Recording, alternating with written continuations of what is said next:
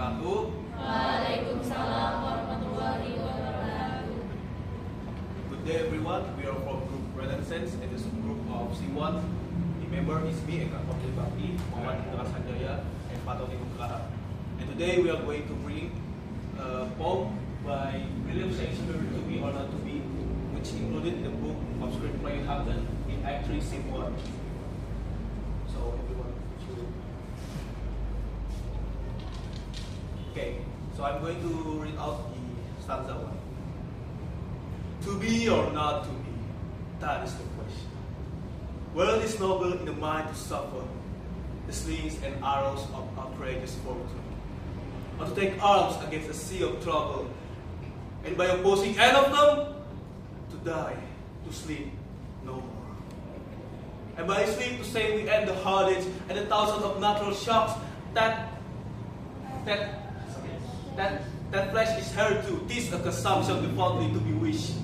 To die, to sleep. No, to die, to sleep. To sleep, perhaps the dream.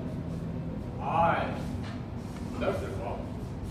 For in that sleep of death, what dreams may come, when we have suffered of this mortal toil. Must give us bows. That's the respect.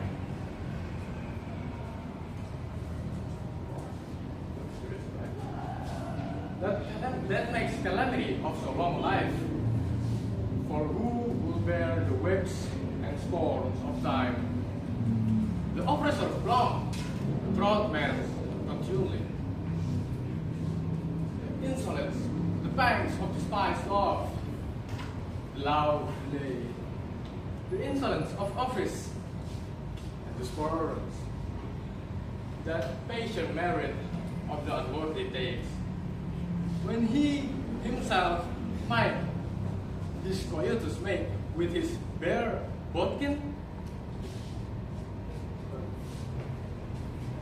Who will follow bear to grunt and sweat under weary life? Weary life. To grunt and sweat. Weary life.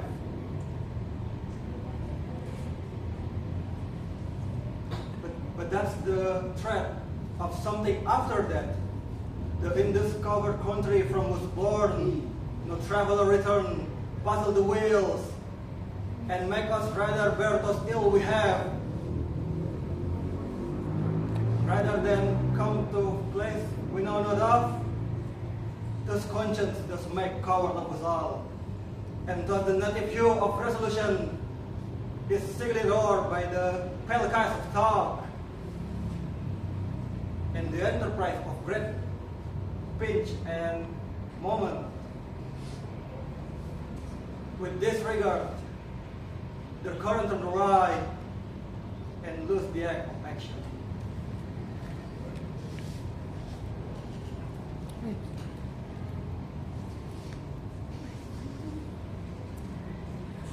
Okay, so that is the poem for the To Be or Not to Be. Now next we are going to break it down, what is the elements contained in this poem. So in the first stanza, we notice that it has no specific line or a rules of it, which means this poem is considered as a free verse. And the next is it has a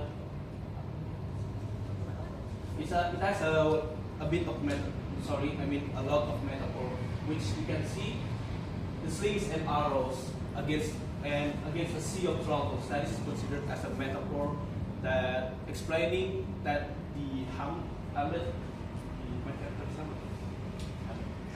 Hamlet is suffering, and there's a metaphor as well, the comparison with that, which means to die, to sleep, and no more. There is a repetition as well. We can see in the first sentence, to be or not to be. That is the question. So that's what the elements of from the stanza 1. So the next is element from the stanza 2.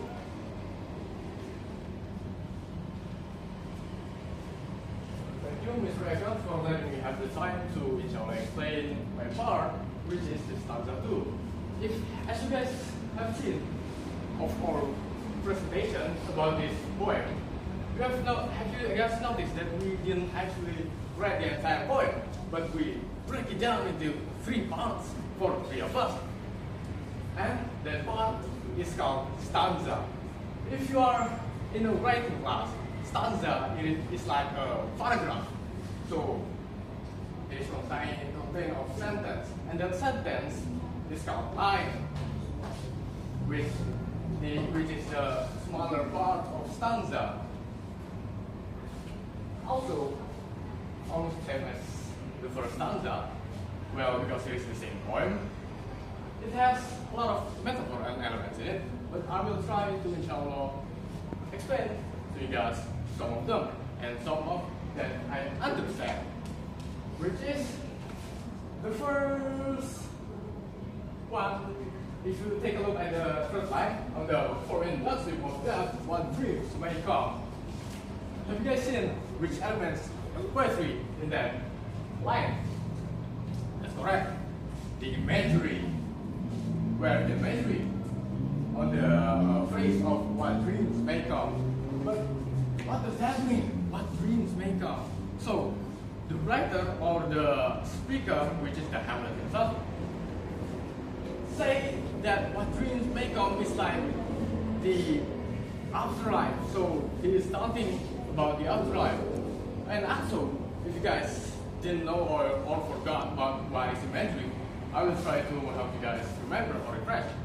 So imagery is one of the elements in poetry that means to imagine in the form of word about a physical thing or sense, like physical touch, smelling, tasting, or seeing, or even hearing.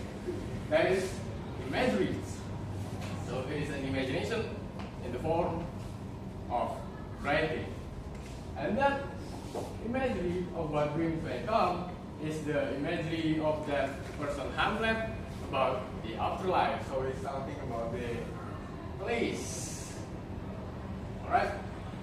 Next one is metaphor, of course, the basic one that I inshallah understand. The metaphor could be seen on the 4th line, which is this mortal coil. But before that, if you guys forgot about the metaphor, I will try to explain again. So metaphor is one of the figurative language that describe or compare a thing to another thing with the same qualities. But metaphors are usually use the form of fact or description. That is why metaphors are often using to be, which is, was, are, were, and etc. So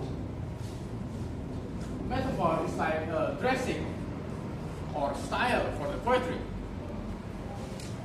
Without metaphor, poetry was like just an obvious word. But with metaphor, that obvious meaning will be have style and will not be that obvious. But because William Shakespeare made it, he also made the metaphor not so obvious. See, this mortal coil means that life compared to a coil, a thing, which in bahasa Indonesia means kawat, that are often strangled or berantakan pokoknya. So when that means life is compared to a coil that often berantakan. And that is all from me. I'm sorry that I don't actually explain everything, but that is all I know. And I am very hopefully that you guys learn about this by yourself. Thank you. The next one will be explained by Mr. Fatony. The stage is yours. So in the stanza 3, there is some metaphor contained in it. For example, a portal and undiscovered world. And undiscovered world. That is represent the life and death that have a lot of centrality. And then sing it all with the pedal of sound. That means that a single thought can let us to take a less action about what we're thinking. So basically, the stanza are meaning that the fear of Hamlet, scared about what happened after the death, the afterlife. That uncertainty make people not sure about what they should do in the life, even though they are suffer, even though they are desperate enough. So this stanza is explaining about that. And the sound device I noticed about this stanza is the rhythm. So basically, this stanza has the diametric paramedic bass that it's based on a normal beat, but it also mirrors a normal heartbeat that can make Hamlet make the emotion more real from the bass what of he feel. So I think that's all about the stanza. Thank you.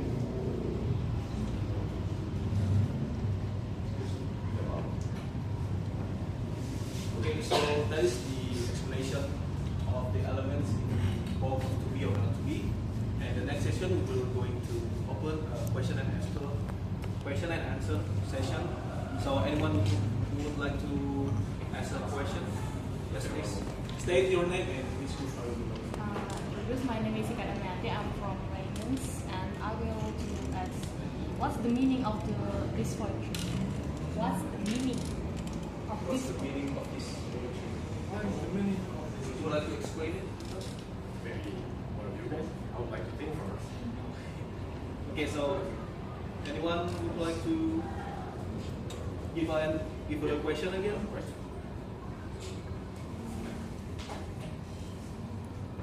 No? Okay, so we are going to answer Ika's question. Okay, I would like to try to answer the question from Ika, which is what is the entire meaning of this poetry. It is about a person called Hamlet, if I am not mistaken. He is in his lowest self, if I am not mistaken again, and is very desperate about life. He even almost thinks about what comes after death, which is the thought of a person that is suicidal. So Hamlet here, he is the verge of death by himself. Is there any other that you want to ask? So is that answering your question, Ika? Thank you. Okay. So there is no more question, right? Is that your Okay, so we are going to end the presentation. So that is all from us. Thank you very much for the attention. Wassalamualaikum warahmatullahi wabarakatuh. Waalaikumsalam warahmatullahi wabarakatuh.